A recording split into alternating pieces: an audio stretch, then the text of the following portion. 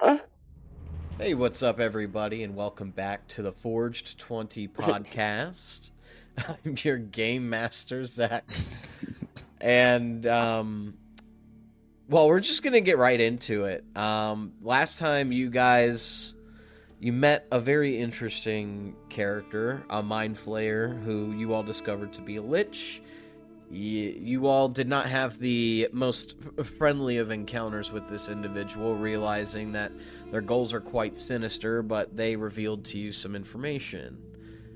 That there are Mind Flayer bases plastered all across the continent of Lodrienth, and that these Mind Flayer bases contain something powerful called Arcanium, a rare, powerful substance. Now, in him helping you give these locations, he has requested that you help bring him some Arcanium. However, I don't know if you guys are going to honor your side of the deal. And after meeting with him, you guys decided to head back to the town of Ravenmoor, where you got your reward from your quest from Soul Sage Harangan, and had some drinks, and discovered that you guys would like to hit the blacksmith up before you leave town to find a way for you guys to get smuggled into a city called Eden. So, as you all have left the tavern and are approaching the outskirts of this small town that is still in the process of being built, you can see that as you approach this last building on the edge of town, there's a sign hanging from the roof of this building that says, "The Iron Hand." And you see a symbol that looks like a shield, and behind the shield stands a sword. And ingrained into the shield is the letters IC. And you can smell this, like, very robust smell of soot, as if there's a burning forge coming from over here. You can see from the rooftop some smoke is pouring out, as if the forge is currently going at this time. You can see there's this like lanai kind of area, like it's covered, but it's still outside, and then there is this main door to get inside the building. But mostly this forge appears to be outside but covered. But you don't see anybody about right now. The forge is still on. There's a hammer on the anvil, but you don't see anybody. What do you do? I'm gonna walk in up to the front door, and I'm gonna open up the front door and head inside. As you open up the front door, you hear a ding, ding, ding, and you hear a door open from the back.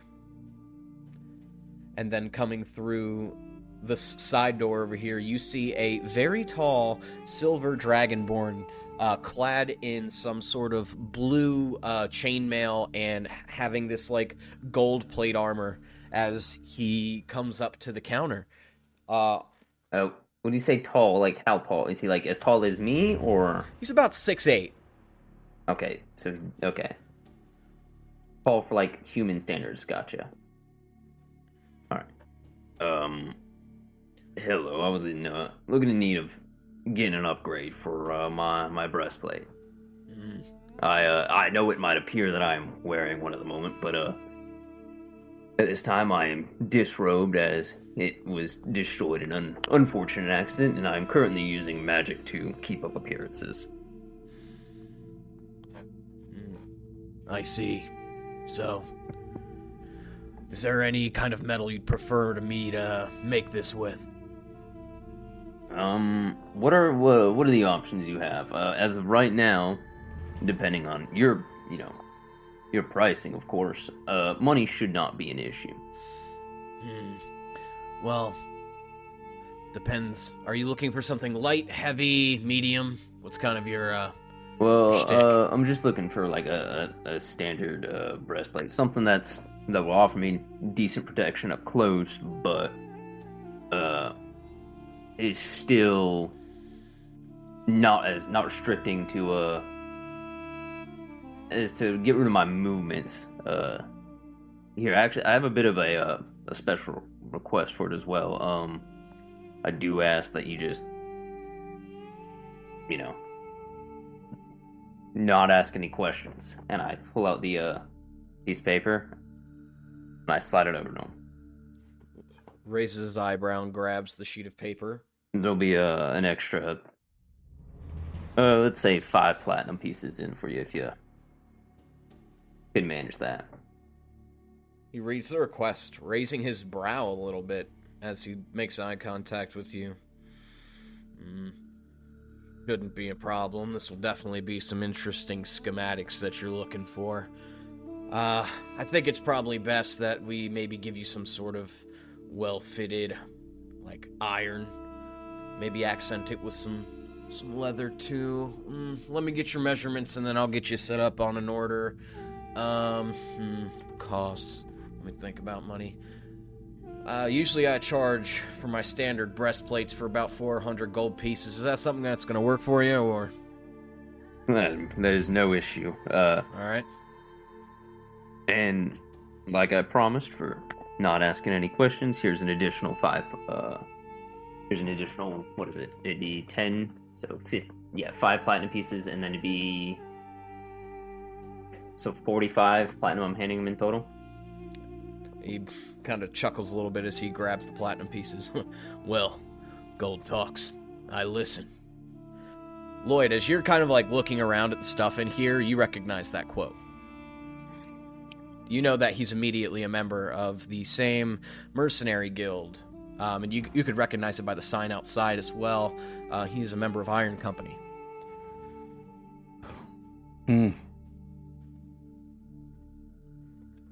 All right. Go ahead. I'm gonna turn and look at him. I see this mask here. How much is this mask? I pull it off the counter from over there. Thanks for a minute. So he just strokes his chin a little bit. Maybe 10 gold pieces.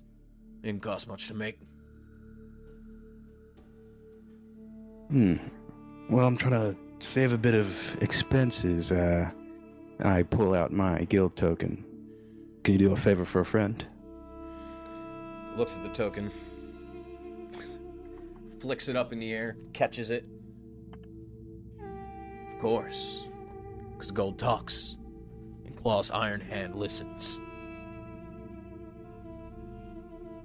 As he just lets you keep the mask.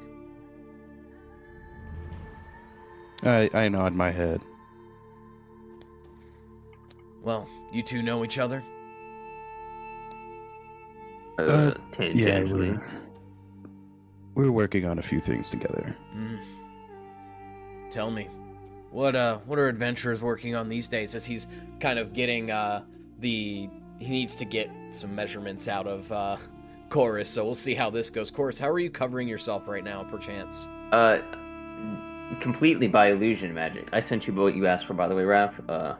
But yeah, completely by illusion magic. So he's going to touch me, and he's going to feel space where there should not be space, and I'm just going to stare at him.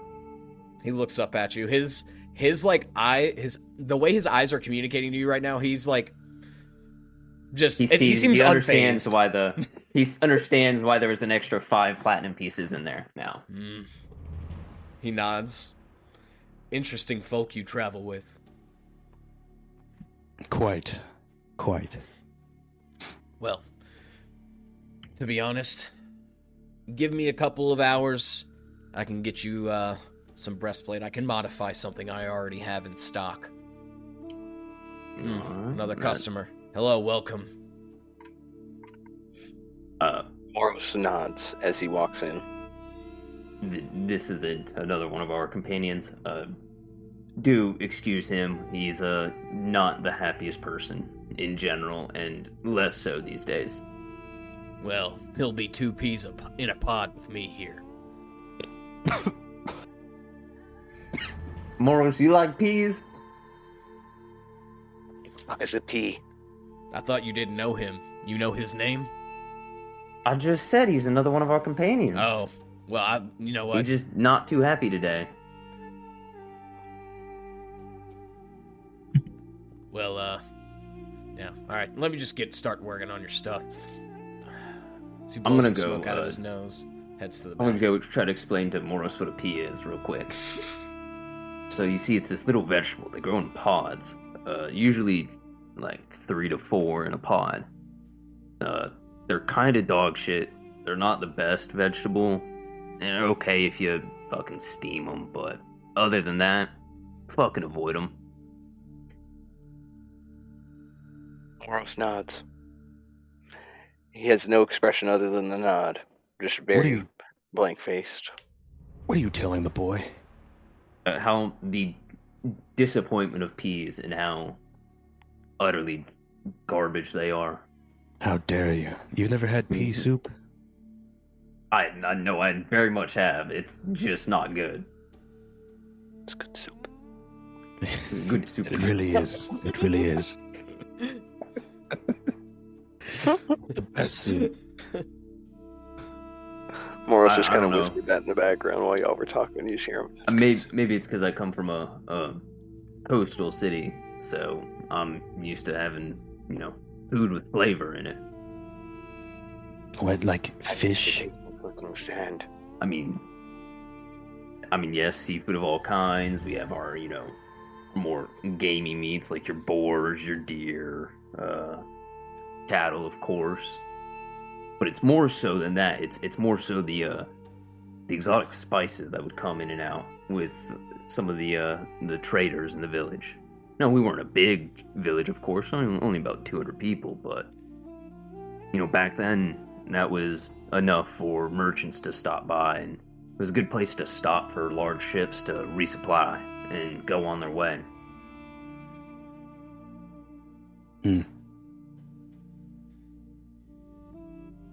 Well, Yeah. I like peas. Hey, more for you. If I find any peas on the way, I'll send them to you. Good. As long as you know.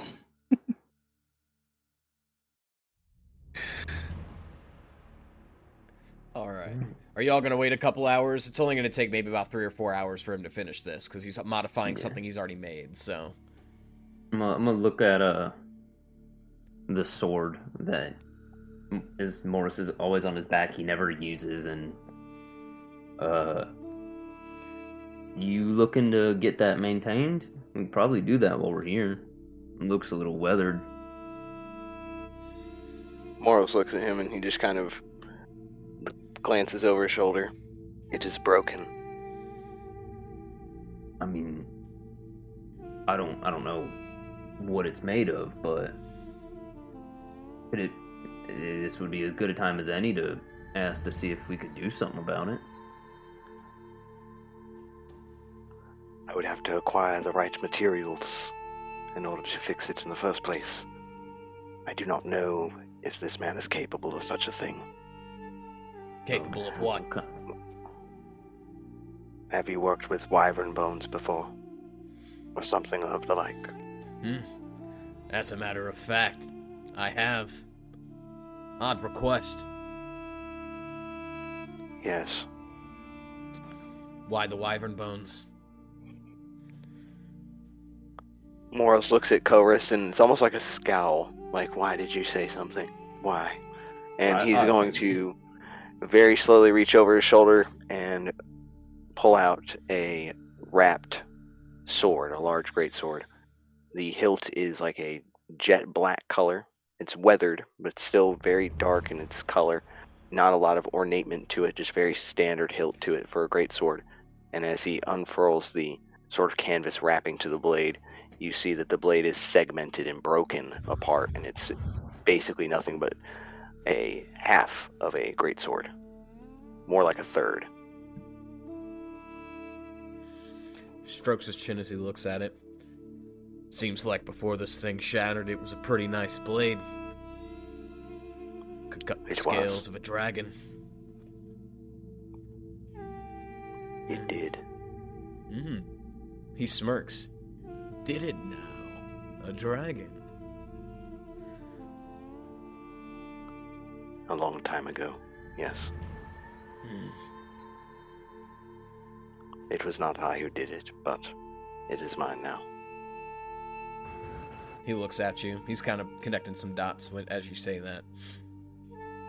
Lose somebody close to you. You see some looks of empathy in his eyes as he looks at you.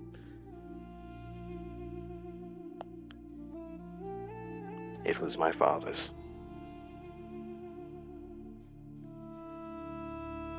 Kind of looks off in the distance for a moment and shakes his head. I know what that's like.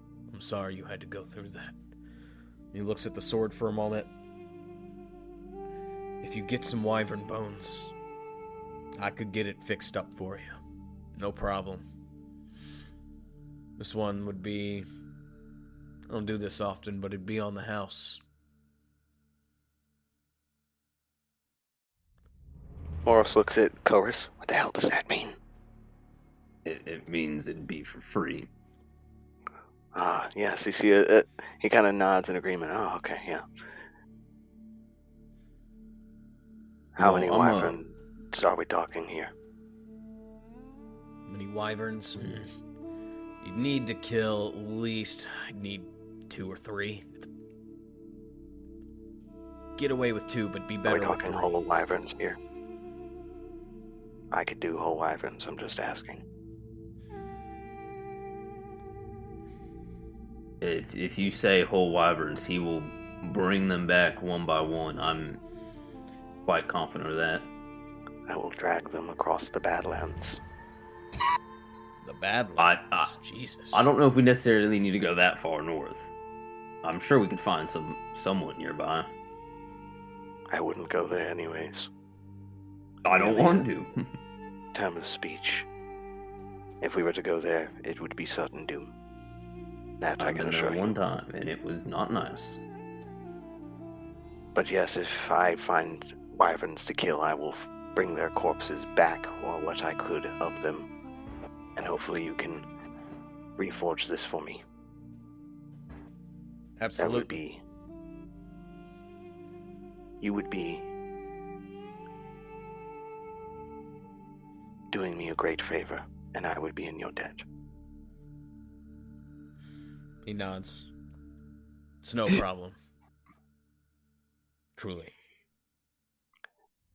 In the meantime, I do have one question. What do you have as far as, I don't know, I would say throwable weapons of some form? I got a couple javelin, hand axes. What's kind of your shindig, my friend? Well, I was looking for something that has the ability maybe to penetrate armor, or thick scales of some form if I will be wyvern hunting, but something that's, I would say, not quite as thin as a spear. Perhaps you have some javelins. Or not javelins, excuse me. Instead of javelins, I meant tridents. Trident. I don't get trident orders often, but I might have some pre-made in the back. Let me go check real quick. Oh, and by the way, he lifts up a big, giant, heaping breastplate. It is covered completely by a red cloth as he pushes it slightly over the counter. For you, as he looks over at you, Chorus. Oh, thank you. And I'm gonna walk over with a couple other things: pants, a hood and mask. I'd also like these as well, as I'm currently not clothed from the bottom either, so I need replacements everywhere at the moment. I'll see what I can scrap up together. I got Well, some. hold on. With Go what ahead. I have here, because I like kind of what I got right now. How much do you think for this? And I'm laying the pieces of like the leather pants I picked up, the hood, and the mask. Let's say 200 gold pieces. Is that something you can do? That's fine. And I toss him another 20 platinum. Nods. Oh, one last. Do you work with leather? Of course I work with leather. I Now, holding the leather pants. Let me help young Moros over here. Moros. Just because he has them doesn't mean he works with them. He pulls out a couple tridents onto the table. 3 different sizes. It goes from small, medium to large. Now, each of these is about 5 gold pieces, but I got 3 on them right now. So, if you want them, 15 gold for all 3. Actually, I'll do 10 gold for all 3, and then 5 gold each if you're buying them individually. I will take the large, just the one. All right. You have a change room And- here. You can just change. Here, come on I'll go behind the around counter. back. He opens the counter right here. Room to the Sorry. left. No, you're fine. You're fine. Thank you. All right. Do you have the ability to take any more orders on armor? Oof. Are you looking for something custom or something that's already pre-made? Well, I could place an order if that would be more applicable to the situation, and I could come back at a later date to pick it up. Yeah, sure thing. I'm in no rush for this. Take about a week for me to make this. Whatever you're trying to make, as long as it's super basic. The more you add to it, obviously, the more it's gonna, cost time-wise. So just let me know what you kind of want. Very well. I will come back with the order, actually. We're going on a travel soon. And whatever we find out there, besides wyverns, hopefully, if we find something else, hopefully I can bring it back and maybe have some armor made from it. All right. Where are you headed? You said you're headed somewhere? Where are we headed? Morris looks at the other two. I don't do a lot of the thinking. I do the killing part. Where are we going?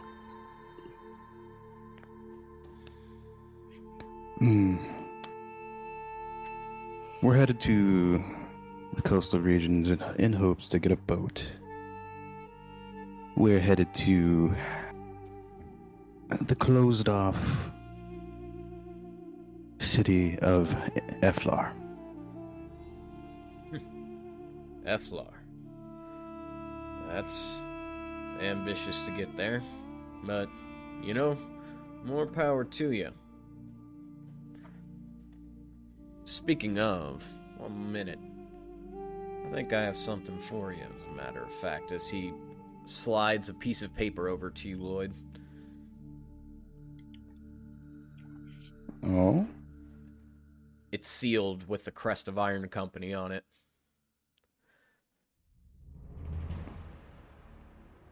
Alright. As he nods and kind of knocks on the door where Chorus is. You done changing in there yet, or?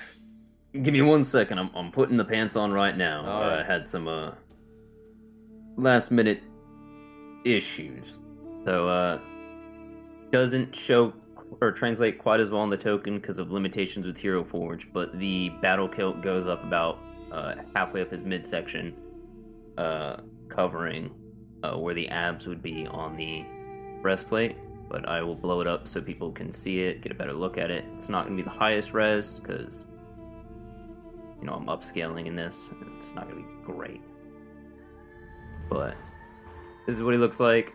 He's got dual mask on now so that it double protects his face.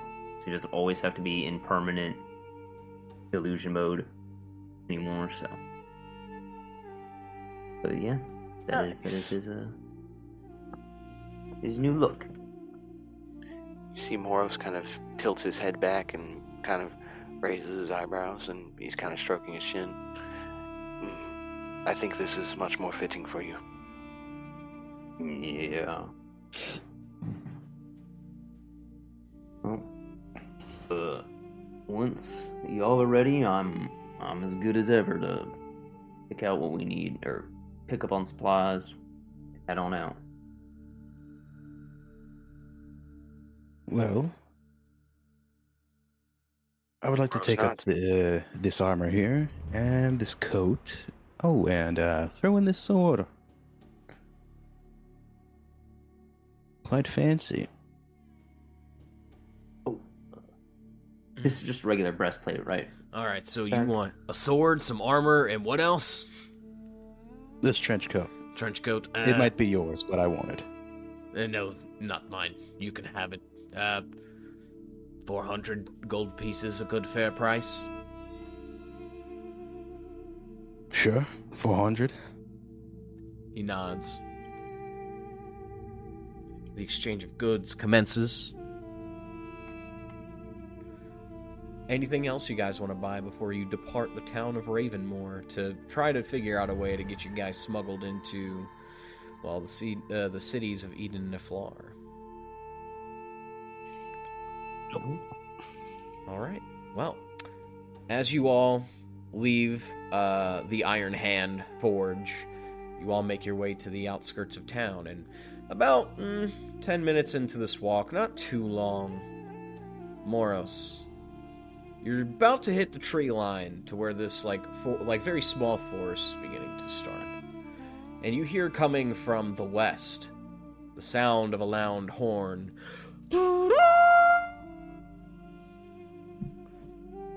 Calling off into the distance. You see now animals in this small forest. You see like rabbits running away from the western direction. And you can see that there are some deer and some elk kind of also running away from that direction, as if they're running away from something unnatural. Something that's frightened them. Moros looks at the other two, at Chorus and at Lloyd respectively. I'm assuming that neither of you fucking heard that. Heard what? It's time. Moros draws his sword, and what? you hear him. You Chorus. see him kind of tighten himself up, and he rolls his shoulders back, cracks his neck. The call of the Wild Hunt. It's time. And then Moros immediately just starts charging off towards the direction of the horn. Chorus had pulled out both his blades and held them out in front of him because he thought fucking Moros was going to try to murder him, but he's like, oh, okay, he's going that way. Good, we're good. All right, as you're... Oh, go ahead. I'm giving chase. I'm following. Lloyd, are you following too? Yeah. I mean, He just fucking ran I'm off. confused. Why is he running? He has delusions of hunting horns. I don't know. He claims to hear them every now and then. Just go with it. Understood. Let us. So we all have our mental issues, you know. He hears horns every now and then. I murder children. My mind goes blank and I become something else. Retarded. Oh. I thought you were going more along, you know, my mind going blank and becoming something else. I was like, do we need to have a talk about this, or? No, that's why sometimes I say ludicrous things. That's, you know what, that's fair. Good conversation we're having while we're running. Honestly, I'm surprised you're not out of breath yet. I'm a mercenary. I run and talk for a living. Fair enough. I don't have lungs, so this isn't an issue for me. All right, becoming an issue for me now. God damn it. As you all are running, Moros, you're taking the lead. You begin to see this, like, opening, and you see this fucking large, beautiful, glimmering lake. And as you're, like, getting closer and closer, you're starting to see that the forest surrounding you is completely damaged. You can see, like, multiple sets of footprints going into the lake, as if something large has descended down into there. And on the other side, straight across to where these like kind of like prints lead to, is a ruin, some sort of ruin on the other side of the lake. This lake is very large. I would say maybe about a half a mile, pretty much circle. Okay. God damn, boy, So- you move fast in that armor. Moros looks back. Well, I kind of live in it. Have you ever seen me in anything else? Now that you mention it, no, and I'm kind of getting concerned. When was the last time you've bathed? More than 8. Oh, God. More than 8. That's all I know. At least there's a lake right there. Oh, I'm not going in the water yet. The tracks are over there. He points at where the tracks are. Fuck. We're going to follow those. Find where they go and kill it. But before we kill it, I want to investigate to make sure what the creature is. We should probably approach this in as quiet of a manner as possible. I know I'm walking around in plate mail here, so that being said, as quiet as possible. As he walks towards the steps, you can hear, as soon as he's starts to crouch down and be quiet, you hear cling, cling, cling, every step he takes.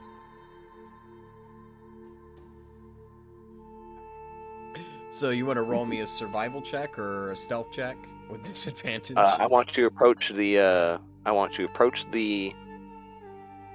tracks, and I want to survival check them, yes, to investigate what kind of creature it is and whatnot.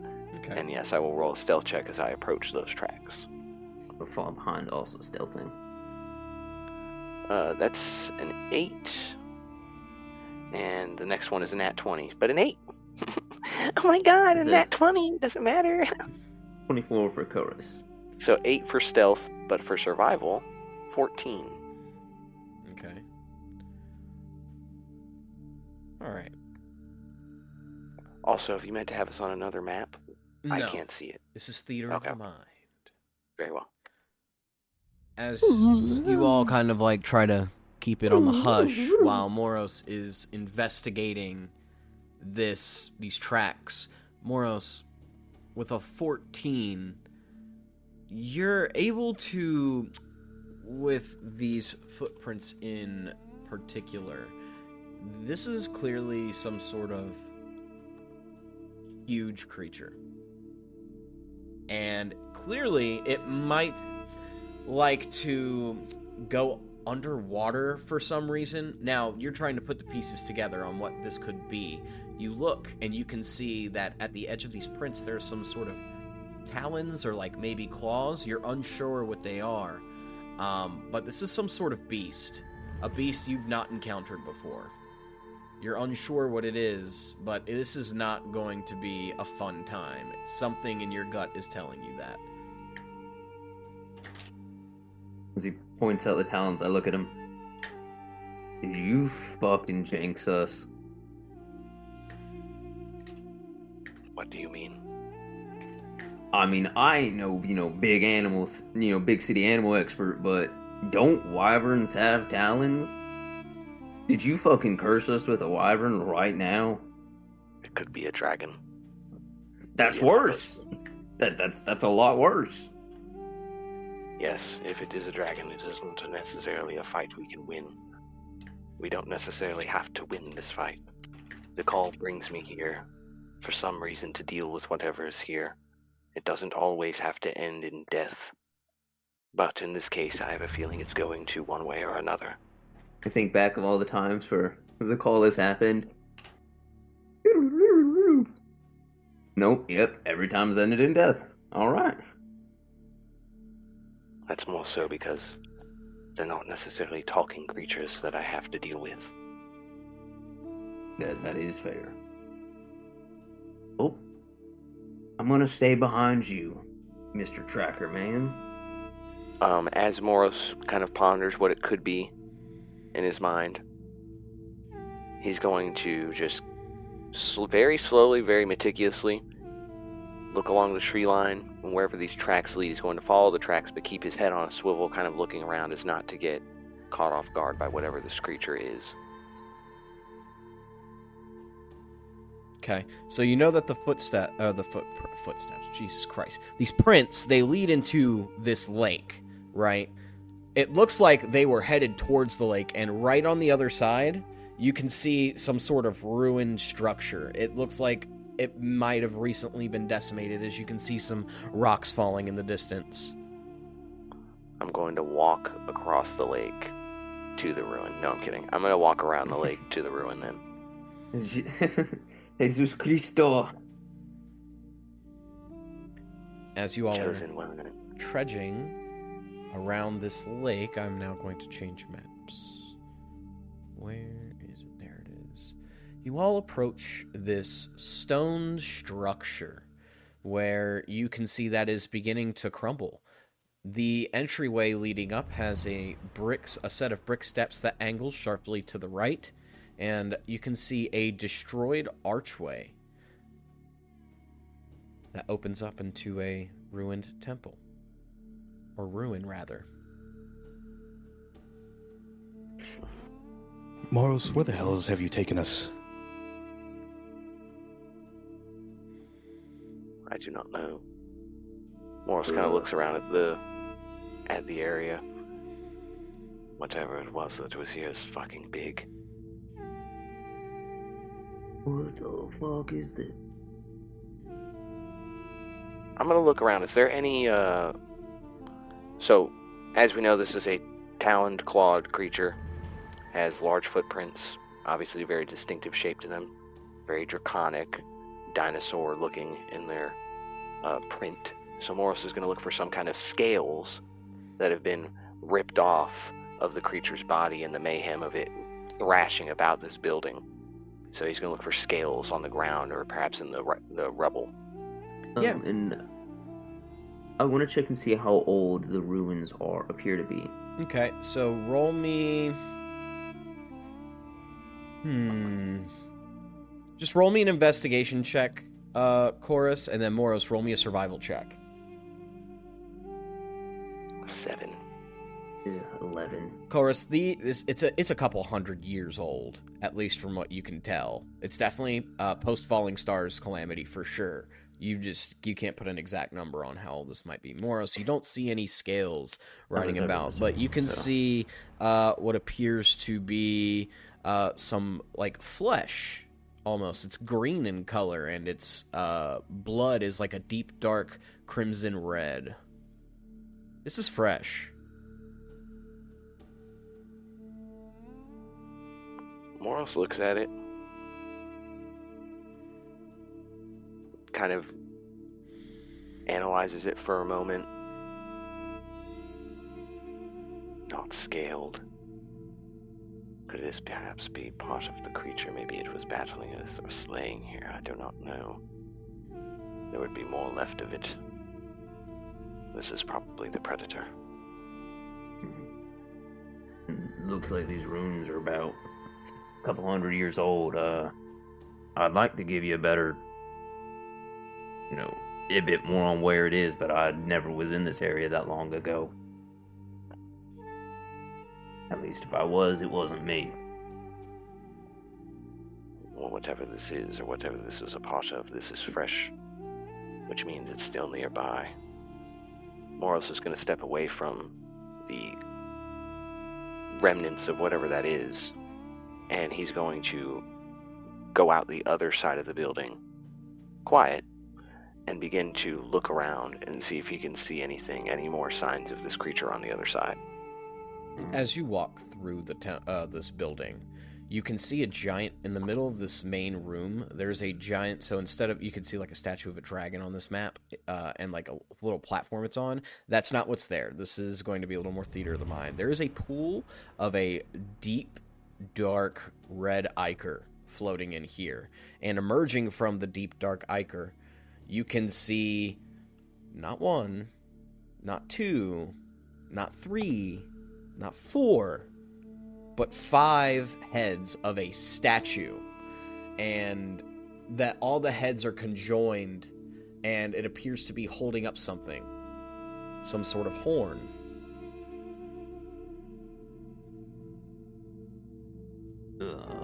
And the gods is that?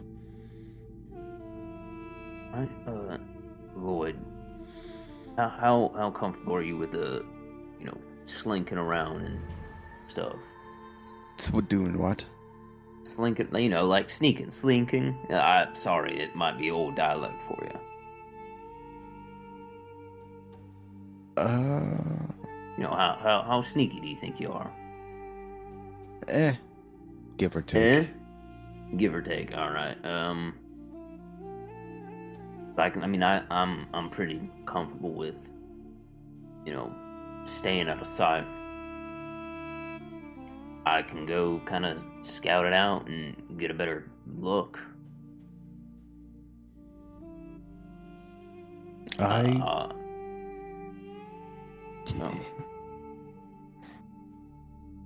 Moros is just gonna walk straight up to the fucking thing.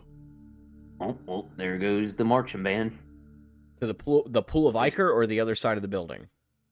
No, straight up to the pool of Iker with the statue with the horn. Okay. Because something had to. Is it like a horn, as in like, you know, you would blow into, not like a horn like trumpet? I'm talking about like a war horn, you know, you blast into. Yeah, it looks just like one. Moros is gonna look at it for a second. Could this be the thing that was calling him? He thinks to himself. Why How is high- Moros how high is talking it to up? himself? About 20 feet up. And does it look like it's being held firmly by the statue, or is it like something that looks like it's removable? Or could be perhaps knocked down? So it looks like it's just keeping it perfectly in place. This statue. It looks like if you wanted to try to take it out easily, you could, but you have no indication if it could be trapped by any means, at least just from looking at it from the base.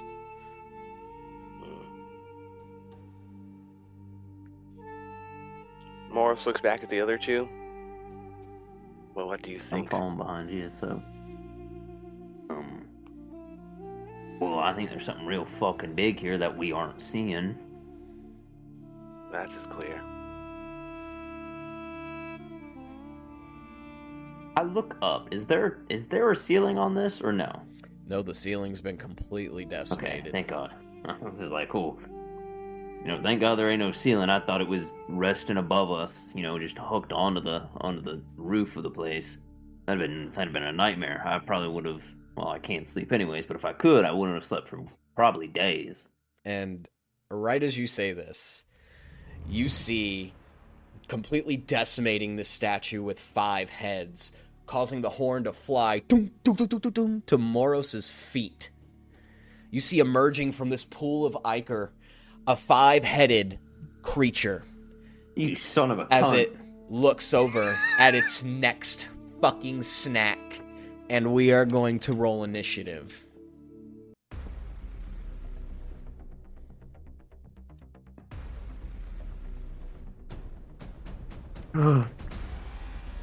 Initiata. Oh. What is that? Moros is literally like right here. Right in the fucking, Yeah, I was right behind him, so. Alright, Lloyd, it is your turn. You see this 5-headed, almost like, kind of slimy. It's not like reptilian, because this is a custom Hydra. So I'm going to be transparent with you guys. It is a Hydra. It has, like, no scales, just straight fucking flesh. Long, pointy tongue, sharp teeth, yellow eyes, staring down at Moros Omenborn. Lloyd, you're up first. What do you want to do? Well, the only thing have we rested at all? Yes, you would Yeah, we technically have a rested. long rest, yes. Jesus Christ. Okay. He was going to cry. Yes. Yeah, we had long rested after that last session. Okay. Because we'd said the next morning we were gonna go to the armor. Well,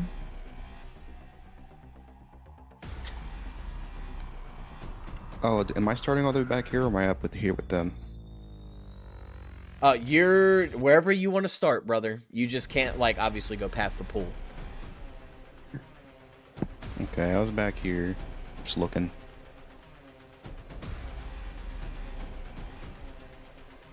Let us see.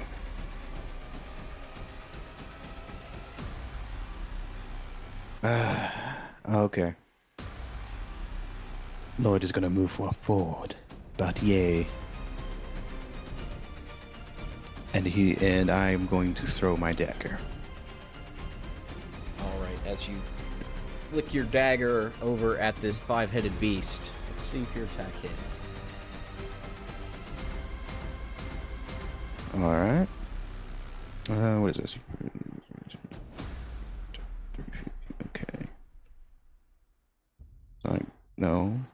Where is it?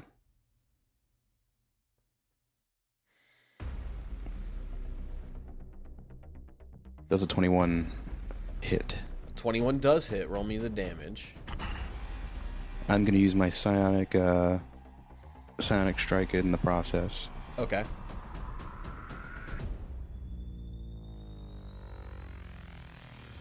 So pull out my dagger and I'd immediately throw it at the Hydra, hoping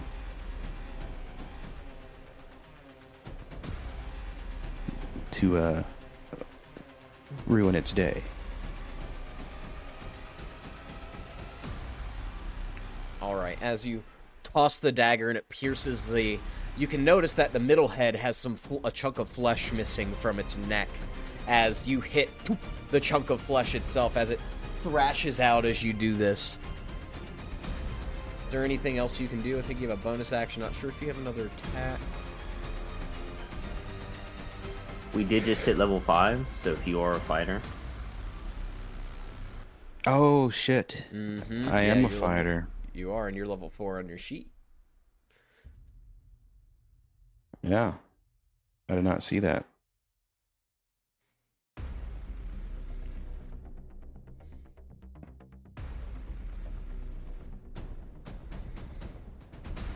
So, will thus do another attack, my friend?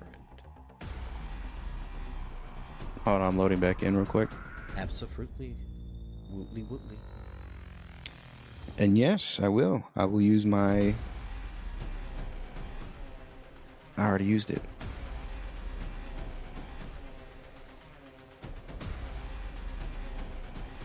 I should have... I should have just thrown it, then used that.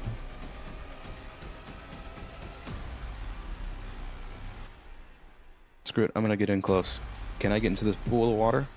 Yes, you could swim in the pool of water, but you're obviously going to be difficult terrain the more you move in it. So. Oh shit, so I can't even hit this thing anymore.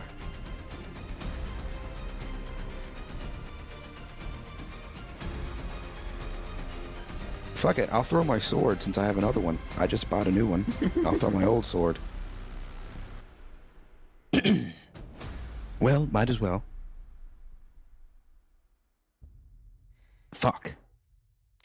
As you swing your long sword, you can see that the head swiftly moves out of the way. Is there anything else you're going to do on your turn, Lloyd? No, that'll be it. All right.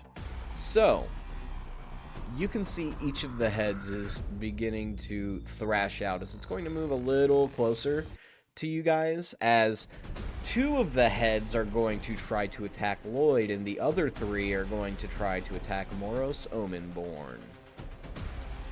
So the first one is for Lloyd. It rolled a 20. No, doesn't hit. You're going to take 8 points of damage, of piercing damage. Then a 25 hits. You're going to take 14 plus 8. 22 total points of piercing damage. Moros, 3 heads are going to bite you. As the first one bites at you, it misses. The second one lunges out at you. A 20 hits. You take 14 points of piercing damage. The third head hits with a 26, and you're going to take 7 points of piercing damage. So a total of 21 points. That is the Hydra's turn. It is now the turn of Moros Omenborn. Oh, I'm going to say that Moros ends up getting knocked around a little bit. Where would you like him to get launched to? As one of the heads practically grabs you, thrashes you around back and forth, you get thrown against this wall over here. God. Moros kind of hits the wall and slides down, hits the ground. And he takes a moment to try to raise himself to his feet, grabbing his great sword alongside him. Raises it up. He's going to point at the creature, and he's going to focus his I guess, mental energies, his anger, whatever he's feeling in this moment, and he's going to attempt to run up and divine smite the Hydra-like creature that he sees before him. So Moros runs up and just brings the greatsword straight up and straight down in an arcing fashion. I'm gonna go ahead and attack. Let me do my divine smite. Where's my divine smite? Does your divine smite damage go up at level 5? I don't remember. Oh, we're level 5? Mm-hmm. Yeah. Yeah, I said we leveled up after the temple. Yeah. I'll handle that after this Yeah. one. I'll say I'm level 4 right now. I'm gonna just full send it. We're already here. Yep. Alright.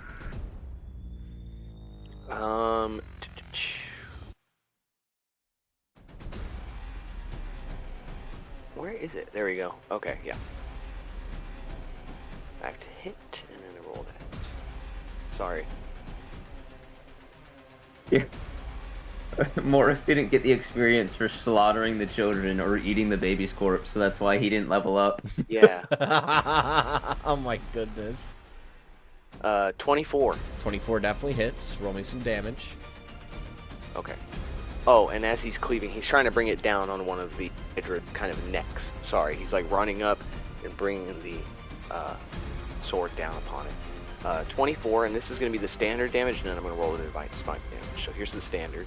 Absolutely. 12. Nice. I'll take that. All right. And then features and traits, divine smite damage. Where is it? Divine smite. Okay. 7 radiant damage from the divine smite. Ooh, nice. He cleaves it down upon one of the Hydra's necks. As you slice into the Hydra's neck, at first it's a deep cut. It looks like the head's about to come off, but it's like kind of halfway there. And then you see a burst of radiant energy that pops this thing's head clean off. So, question. Yes. Because this is okay. This what I'm asking now is Dalton asking. With knowledge I have, would the head dying count as a creature dying? Because it specifically says in it that at 25 points, one of the heads dies. Well, technically. So let's think about this here. Let me see. Because the reason I ask is because I have Hellfire. I have that Whispers of Hellfire, which specifically says when a creature, you imbue a creature with hellish energy at the moment it dies. Now the wording of a creature, it kind of throws this off for me on whether I would think I'd be able to use this or not. So, I doing a little research, right? So, it says that technically the Hydra is classified as one creature with multiple living heads. Gotcha. So, we're just going to stick with that, if that's okay. All right, that's fine. No, that's perfectly okay. That's why I wanted to double check. So. All right, Moros, is there anything else you can do on your turn? Other than after he brings the sword down and he sees more heads come out of the gaping hole that was there, his eyes get real wide. Not yet. Well, Heads don't come out yet. Already. The D&D nerds know it's coming, but they don't. Edit it out, Zach. Edit it out. Yeah, the heads don't come out until it's the end of its next or start of its next turn. Or no, end of its next turn. Okay. Sorry. Yep. Well, then he brings the sword down, watches the disconnected head starts to kind of writhing on the ground as it is severed from its, host form or main form. Moros kind of brings the sword back up into a ready position, and he looks over at the others and he says, "Go for the necks!" And then moves on to the next one.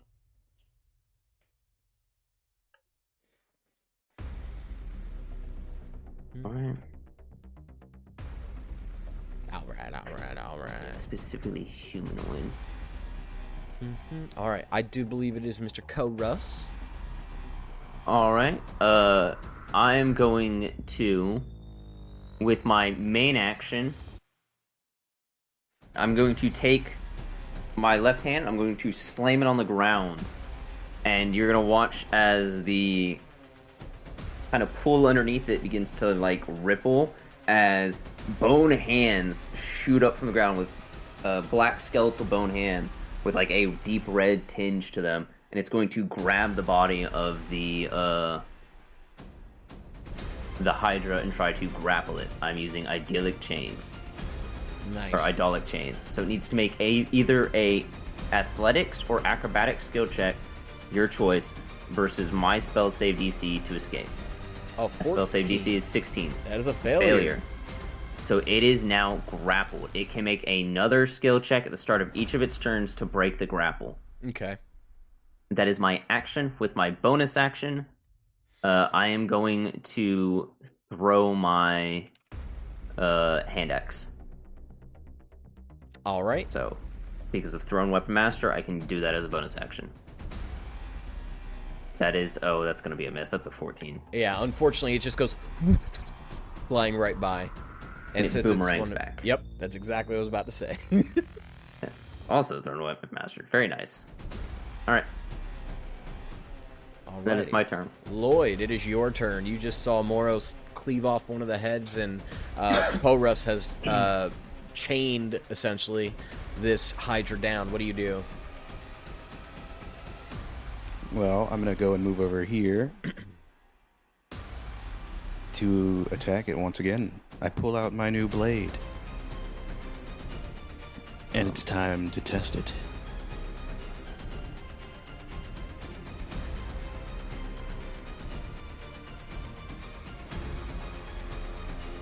Why are you looking at my sheet? I can always look at your sheet. Why are you looking at it? It's our sheet, baby. Okay. This isn't Our Alright. And you... Yeah, because it's only grappled, it's not restrained, it just can't move is all it is, so no advantages against her and anything like that. Damn. Alright. Well, I'll make my attack. And I'll miss my attack. Yes, you will, unfortunately. I'll make my second attack. The first head swiftly moves out of the way, but guess what? You predicted this shit would happen. You swing it in the opposite direction and hit the head that just evaded. Roll me your damage. I'm going for nuke damage here. I'm pulling everything. As you should. Oh, that's wrong. It's dagger. Yeah, that was the wrong one. I was about to say. Handing my 8 points. Okay. I slash down at its neck, at its head, whatever is in the way. I use my psionic power to propel the damage. 6 damage. As well as my giant's power as well to deal damage.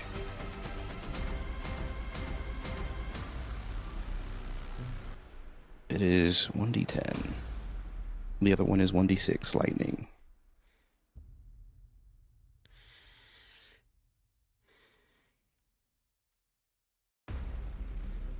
Nice.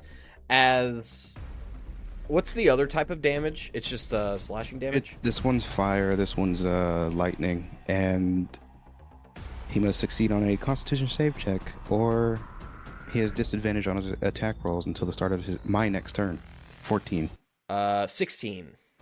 Alright.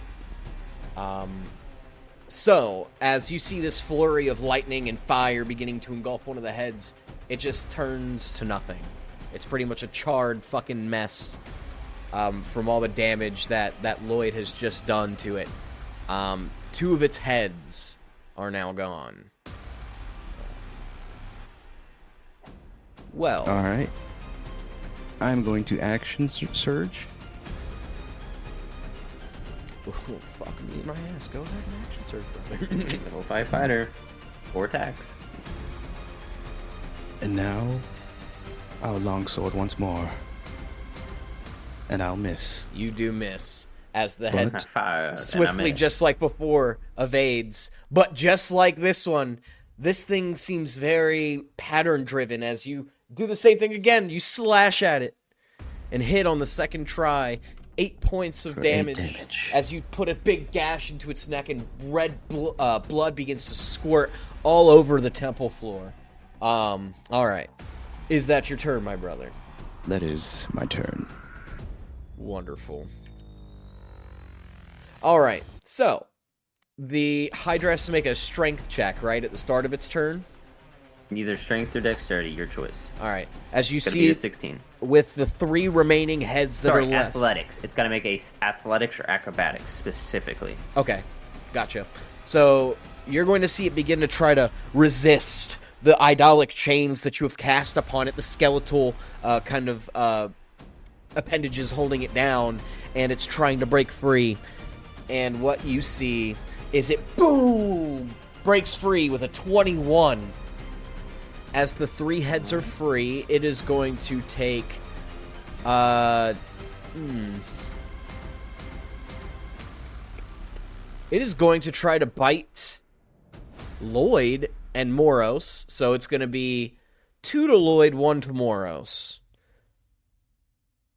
So, first things first, a 15 on Lloyd just hits. Do you have anything that can help you out here, Lloyd, before I roll the damage? Nope. You're going to take 9 points of piercing damage. For the second head that comes to bite you, he rolls a 25. And rolls 7 points of piercing damage. And then the last head slithers its way over to you, Moros, and is going to try to bite you. It rolled a 12, and that misses. As you see it coming and step back to evade. And right as you're ready and poised to make your attack, you see 6 heads emerging from the Hydra. So there's 9 total heads on this Hydra right now.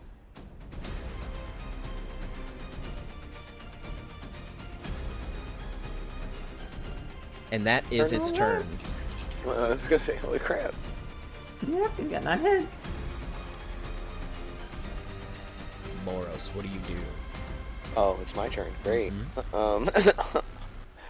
Moros, his head goes from like the body of the creature, and he looks up real slow, and his eyes get wider as he sees the 9 heads kind of rear back and coil around. And almost his jaw drops. You see his mouth starts to be in awe of the moment, and he finally kind of gets his bearings, gets his grips on the situation, and he's trying to think of a plan of what to do, and he can't quite think of one right now in this moment. He's starting to calculate what to do. He just charges right back at the creature and charges into the body of the creature, once again trying to slash into it. This time he's just going to do like a running in penetrating strike, and he's going to try to like rip the sword out at an upward angle to pull more blood and guts everywhere. He's developing a plan, but he's not quite ready yet. Okay. I'm going to go ahead and attack.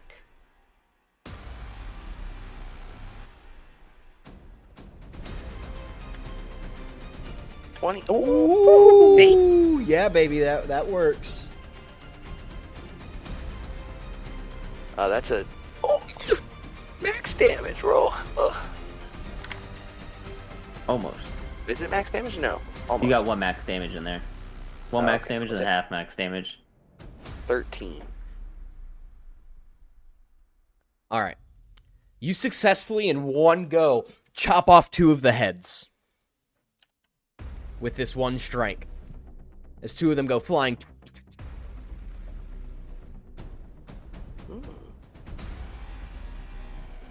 As that happens, Moros looks at his sword. Not quite what I had planned there. And he steps back for a second. He's getting ready for step 1 of his plan. He's just going to brace himself and put himself right in front of the creature, and he's going to say, "Get you ugly son of a bitch." All right, is that your turn? And then he's going to use...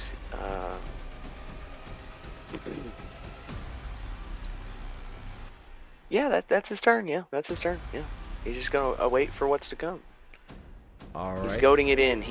You notice that Moros, I'm going to say just for 1 second, sorry.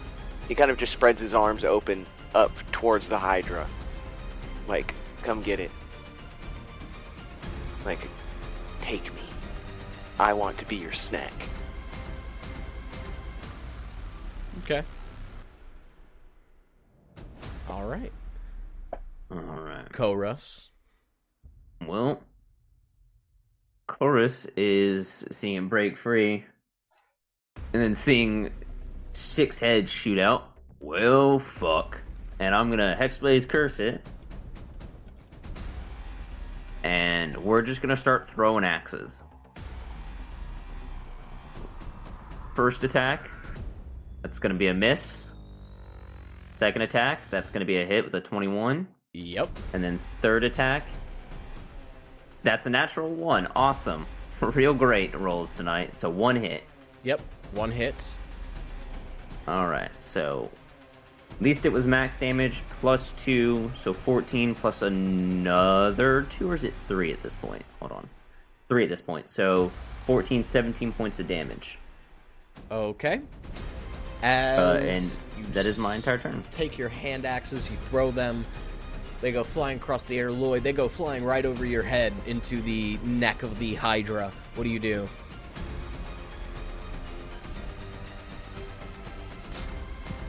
Well, I attack. What more can I do? Kill. Murder. Kill. I will go for an attack. And I will miss. Maybe. No, Is that that it? hits, brother. That just hits. Thank the gods. Thank you. 9 points of damage. All right. 9. I'll psionic strike that one. As this one head pops like a balloon.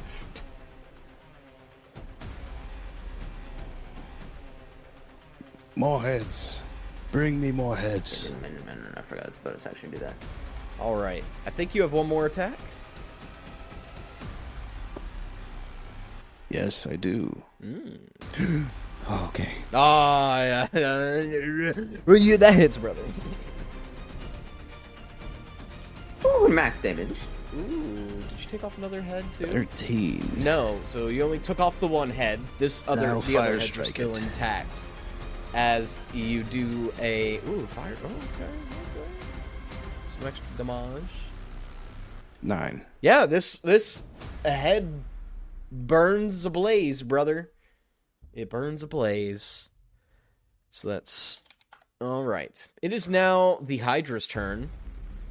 And let's see here. How many heads does it have left? I think it has 6. Yeah. No. It has 9. I'm sorry, my math is terrible, boys. It's 5. It has 5 heads again. That math ain't mathin'. All 5 are going to attack Moros Omen. Oh. 22. 24. 26. 8. 10. So, 3 of them hit. I'm going to tell you how much damage... Oh my goodness, I'm going to tell you how much damage you take in just a second. Okay. You guys just see Moros get gulped up by one of the heads. That's all you see. Fuck. And you just... Doesn't even... No chewing, no chomping. You see just... Throws him up in the air. Closes his mouth. And swallows and looks at each of you as it grows. 3 more heads. And it's his turn. It is now Moros' turn. Goros, I don't believe that was supposed to happen. Moros, you're traveling down the esophagus of this Hydra. And you are now at a... but with, by the way, 1 HP, might I add. He's got 1 turn to make it work. You are not going to last long as you reach the stomach of this creature, and it's just tall enough for you to barely fit in it, and your feet are resting in its stomach vial. And to be honest, at the end of your turn, you're going to take some damage. So, some poison damage, obviously. But, Moros, it is your turn. Acid. What do you want to do? The acid damage. Yes, I'm sorry. As Lloyd and Chorus look up and Moros gets launched into the air by the creature, you don't see him screaming or panicking. No, you see him reaching up for his greatsword, and as he's coming down into the Hydra's mouth, He takes the greatsword and is just going to cleave it down as he's going down the esophagus, just trying to rip and tear as he goes down into the stomach. And once he reaches the bottom and realizes where he's at, he says, "Now's time for step 2." And then he immediately takes the greatsword and he's going to stick it through the stomach of the creature and try to rip and tear a hole to step through out of the stomach of the creature, killing it, hopefully. But he's going to put everything he's got into this. Let me set myself up for this here. He's got Divine Smite for this. Since I'm inside the creature, would I have advantage? For shits and giggles and rule of cool, fuck yeah.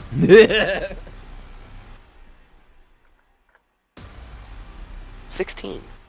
Yeah, that hits, brother. Alright. 13 damage, and then let me do my Divine Smite. 5 Divine Smite damage on top of that, so 18. So Moros takes his, at this point when he starts rearing it back to strike it into the stomach of the creature, his greatsword begins to sort of glow with this radiant golden light. He shoves it into the creature's sort of stomach sternum area and starts sawing up and down until the hole gets big enough where he can stick his hands through and kind of start clearing his way out of the stomach of the creature.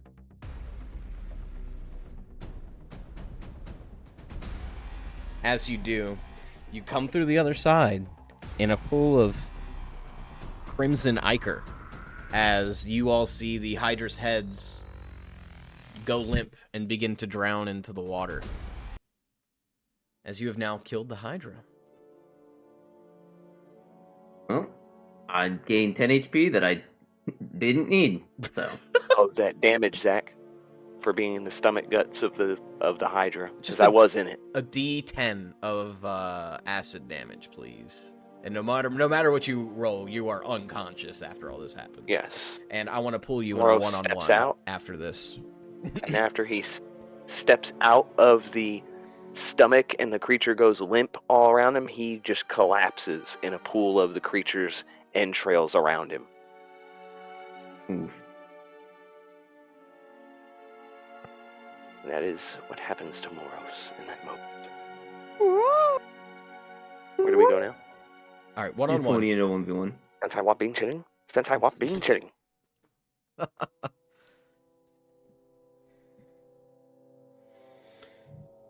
Moros, as you emerge from the other side of the Hydra and have killed it, seeing the other side, the adrenaline rush begins to wear off and you pass out. And as you pass out, you wake up immediately as you pass out, which is weird because you know you just passed out. You're in a beautiful, serene forest filled with many beautiful flowers.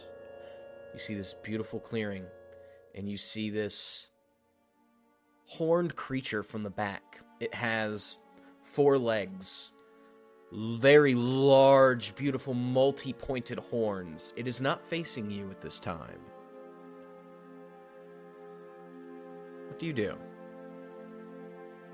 Moros, as he gains consciousness and you hear him take a deep he looks around where he is. He thinks he's dead. Looks around for a moment and sees the creature or being before him some ways away. Moros slowly sits up. Looks at himself. Is he whole? Does he have his armor? Does he not have clothes? What's going on? You were in plain, common clothes. Oh, okay. Moros looks at his clothes and looks at his hands. Am I dead? He asked. There's no response from anything. You just see some sort of 4-legged creature, golden-colored kind of fur with giant antlers, multi-pointed, like I said. Not even facing you. And as you say, are you dead? Am I dead? It turns to you, and you see the forest begin to turn into sand. And you see the landscape beginning to shapeshift into the Badlands, where you're from. And you see that this kind of deer-esque looking thing with its golden fur begins to turn into sand as well, but it then rejoins and turns into this giant red dragon figure. And you hear a voice beginning to echo through your mind. Your hunt is not finished, Moros. Omen born. You hear in a woman's voice, very angelic sounding, as you are snapped back to reality into this pool of blood where you have passed out into. But you have had Am I still unconscious? You are conscious again, with 1 HP. Okay.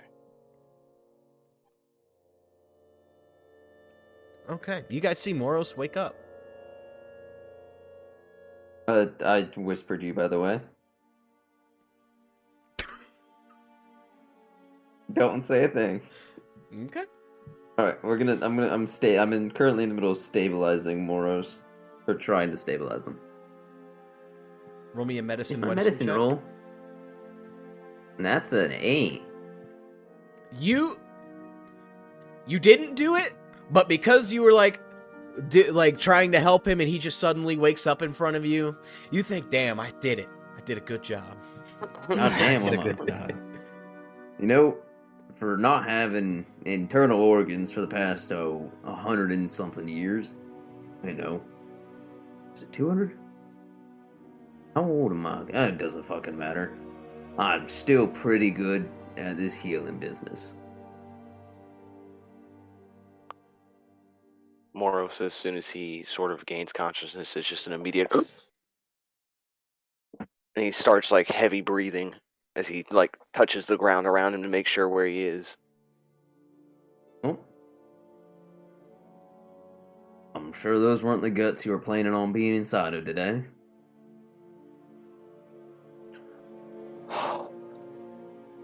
Fuck. What happened? And he looks around and sees the Hydra's dead.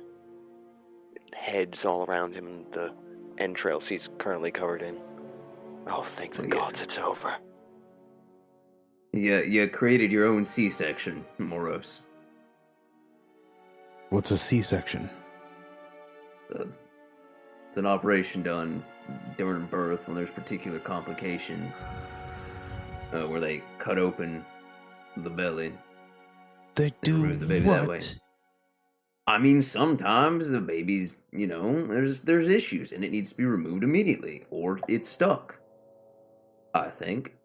That is insane. I mean, yeah, childbirth is kind of brutal.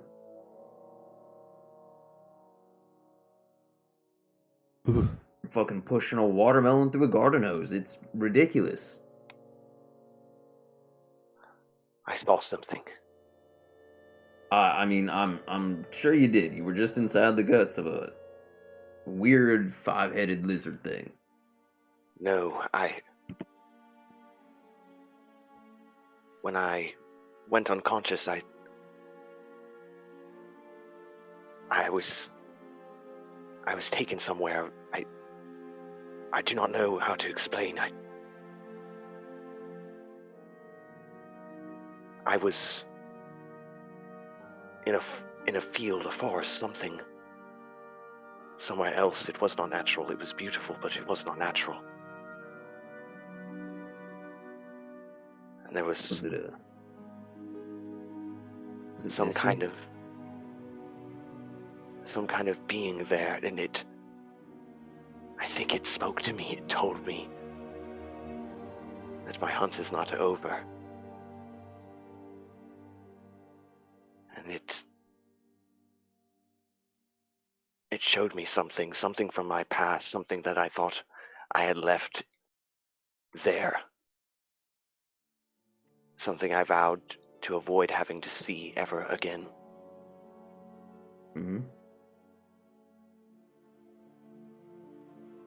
I don't understand it all. It will take me time to collect all the details of what I saw, but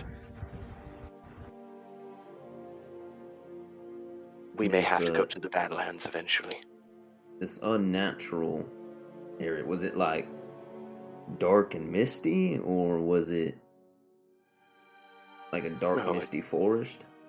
No, it was a beautiful forest full of life. Oh, thank God. All right, you didn't meet anyone from the Shadowfell. Thank God. That could have been bad. Shadow who? It's kind of like the lands between. It's where souls go on their way to the afterlife. And like it's the crossing area. It's like between our world and the next. Huh. Yeah, you learn some things being around a bunch of undeads. I myself, never been, but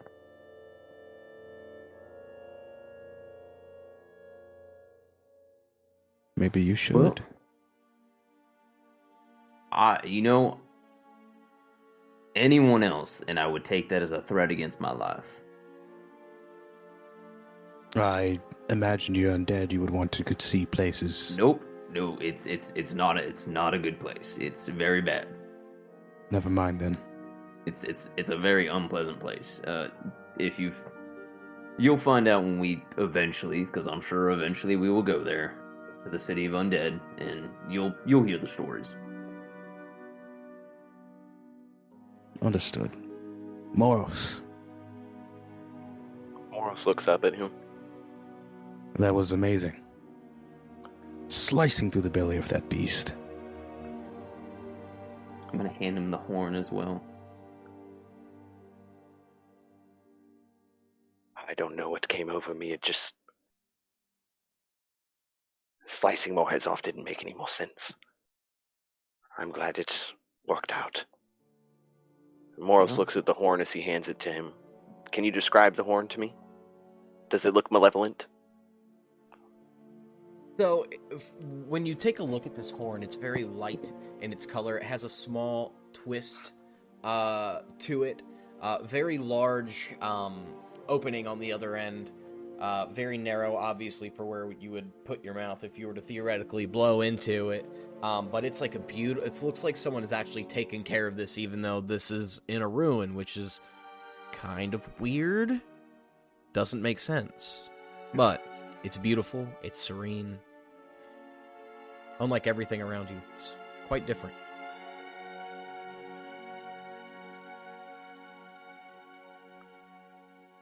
Moros nods as a thank you to Cobra. She just kind of nods at him. And he's going to take the horn and just hold on to it as he gets himself to his feet. And when he pulls you, when you get to your feet, he's gonna grab you by your antlers. Don't you ever fucking do shit like that again. Alright? I'll let you go, but give like a kind of gentle nudge as he does it. Moros he doesn't say anything, he doesn't make any expression. You can tell he's understanding what you're saying. You don't know if he agrees or if he's saying yes or no, but he just kind of, you can see an agreeance upon him in a way that he hears you. I need to Now rest. it's time for you a bath. A bath, a rest. Yes, a bath actually would be most excellent. I smell like fucking piss. That was from when you went unconscious. You evacuated your bowels. Moros looks down at his groin area. He pats. I can't tell beneath all the viscera. Yeah. Well, let's get you cleaned up. Yes, let's rest for the night. I can't go on anymore like this. All right. As you all are making camp for the night, and this ruin, as you all are setting up camp, the thought lingers in the back of your mind. How are you guys going to get to the city of Eflar and Eden? Maybe this is something you guys should talk about. You guys can choose to talk about it now. We can talk about it later. Up to you guys. I'm gonna spend while we're discussing this. I'm gonna with assisting Moros with skinning and collecting as much as we can from this Hydra as possible. Yes, Survival with advantage. Yes. Well, only one of you can roll All it, right. so. He's I'll gonna roll roll it. it. I bet survival. Wunderbar. So Lloyd, where are we headed? You All right. said something about one of the port cities, airship.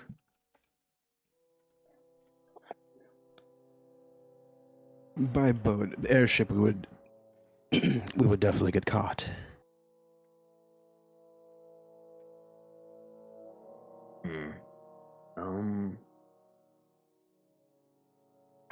I wonder what town. So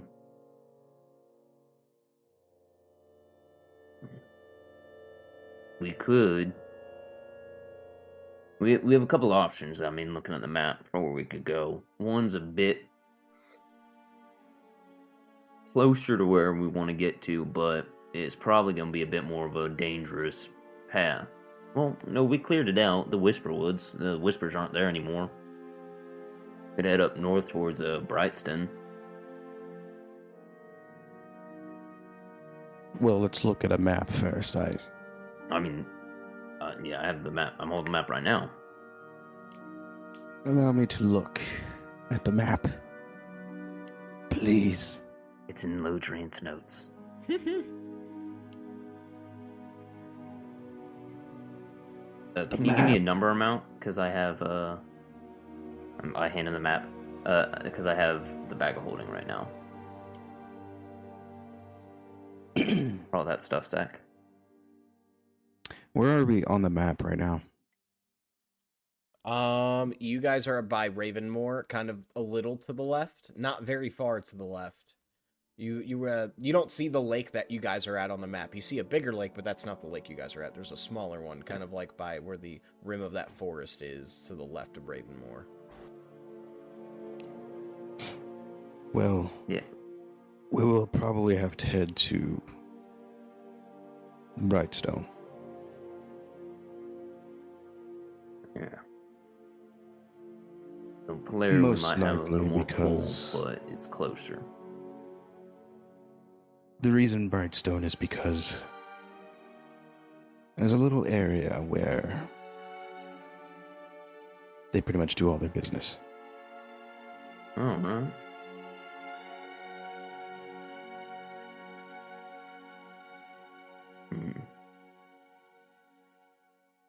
All right. So Brightstone it is then, I guess. Is there any... Now, are we meeting the people from your little band of... Your little troop of, I'll be right back. mercenaries? Is that No. who we're going to be trying to get in contact? No, okay. So these are people we do not have any kind of pool with, then I'm assuming. These are people that I would probably have pool with. Alright. Well, anything else we should know? Like, don't do this, don't do that, don't wear fucking white. Well, I mean, we're not.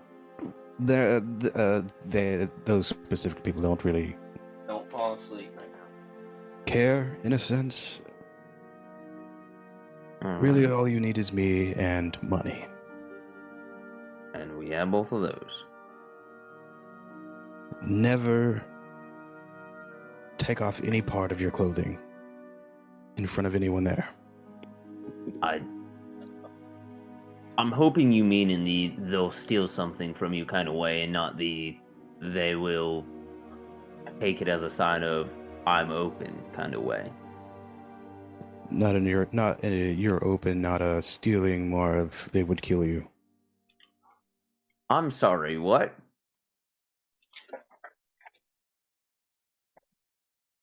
That seems just a tad bit extreme. Well, Is this some kind of cultural thing, or? in a way.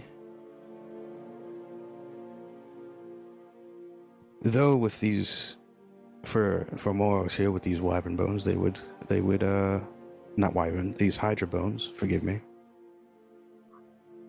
And his little dragon-esque little stuff that he likes and has, they would like him.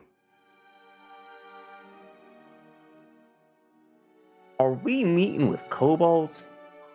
No, we're meeting with people. Thank God, I Goblins. was... Other I'm so- races. Did I hear a goblin in there? Yes. And these are goblins you don't murder. They're different. All right. You see, Eflar, the original, which is known as Eden, and the reason why it was called so was because it was built in the mountains during the era of dragons. The reason for its name of Eden is because it was a safe haven away from these dragons. All right.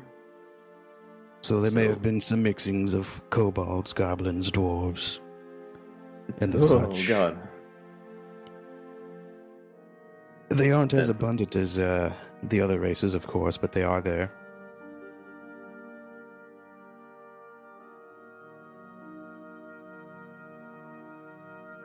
But one thing they don't like is undead.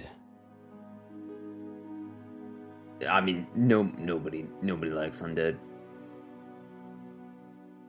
And As they don't long as like they don't dragons have, either. As long as they don't have, any kind of priest or paladin or any undead checking devices, we'll be okay. That would more than likely be in Eflar. I don't know if they've built it yet, or if whoever knows. Who knows what the artificers are doing there? Yeah, I don't have any way of hiding my presence. Just wear your clothes. Yeah, anyone who's like Moros can just kind of immediately sniff me out. But I usually do my best to avoid holy types.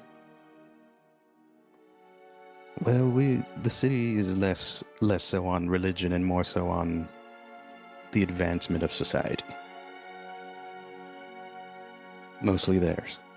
Are we gonna meet some of them metal people there? I've seen a couple of them. Metal people? Yeah. Like the like living metal people. Warforged? Is that what they're called? Maybe. I don't know. I've never spoken with them. I've only seen them.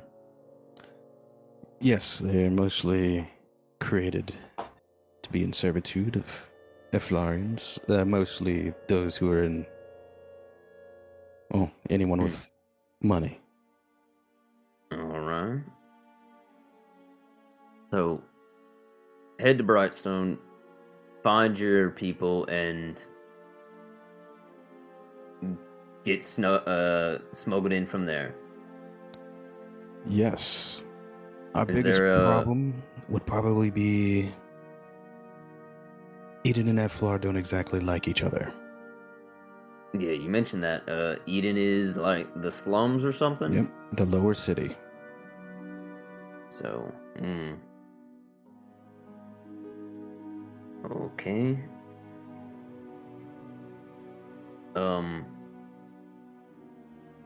Is there anything else we should know about Eflar?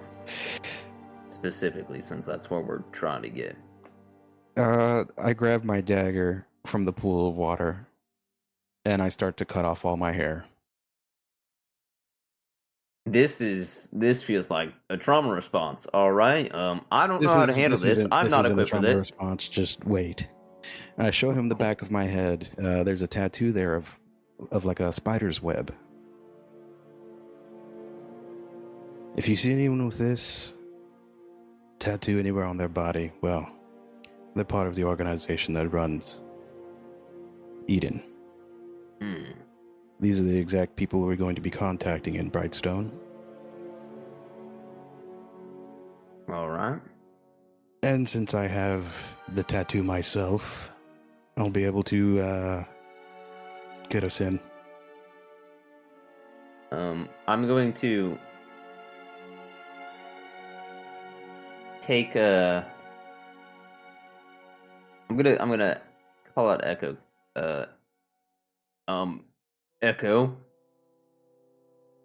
Yes, and you hear the voice coming from underneath his cloak that's at his midriff.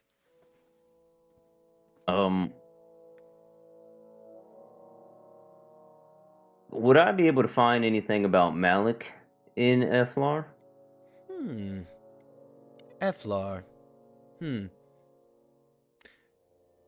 You might be able to. There is immense amount of knowledge over in Eflar. I wouldn't see why you wouldn't be able to. They've made significant advances over the years from the rumblings I've heard while I was just wandering in the Underdark. I've heard some things. Maybe you'll be able to find. Alright. Oh, yes, I kept him hidden because we were in the thing, and I'm gonna lower the battle skirt now.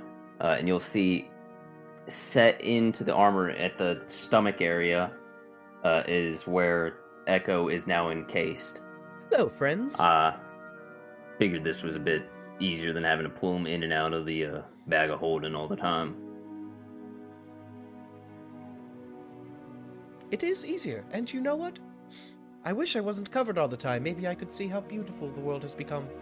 I haven't really got to see it much. He sounds a little sad. Stay in your hole.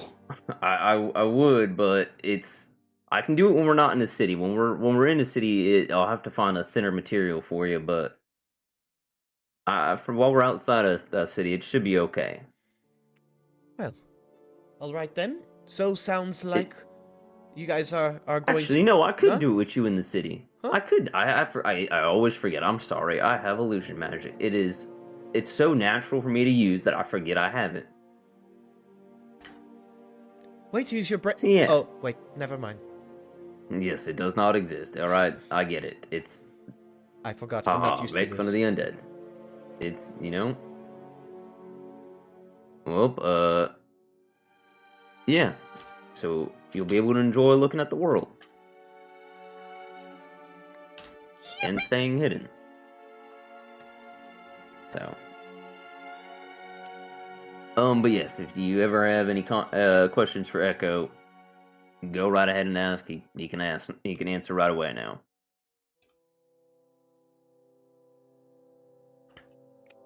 All right, y'all. So that's where we're gonna wrap up for tonight, as we have discovered a way we can now get to Eden and Eflar. You guys are gonna head up north to the large city of Brightstone, where you were going to rendezvous with some former allies, of Lloyd, and try to get way there. I just want to thank everyone for tuning in to this episode of the podcast. I really appreciate everyone who takes the time to listen to what we, have to do, and just love playing with you guys. I just want to let you guys know I'm excited for what is to come in this story, and I hope you guys are enjoying. Make sure you follow our social medias and check out our other campaign thrones. Other than that, you all have a great night, and take it easy. Yeah. Who